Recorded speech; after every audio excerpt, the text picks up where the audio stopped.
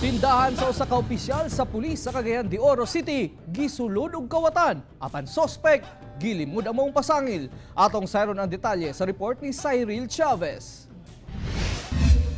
Balhog sa prisuhan kining si Vincent Carino human masakpan nga gisulod ang usa ka tindahan sa Purok 2-A Barangay Gusa, Cagayan de Oro City.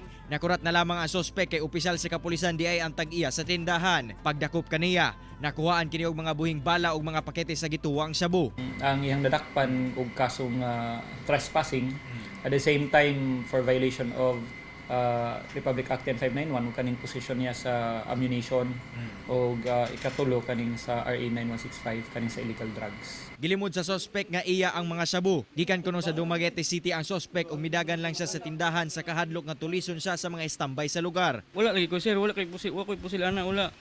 Yang gikuha ko sling bag. Pagkuha sa sling bag, pagbalik ana siya nam lagi ni bala og shabu. Kung dili na ako sir, kita bitaw kong giabri na nang wala oy unod.